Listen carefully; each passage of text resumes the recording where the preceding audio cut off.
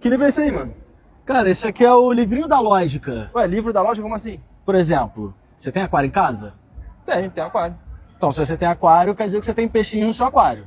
Tem peixe no aquário. Se você tem aquário e tem peixe, provavelmente você tem criança em casa. Tem uma filhinha.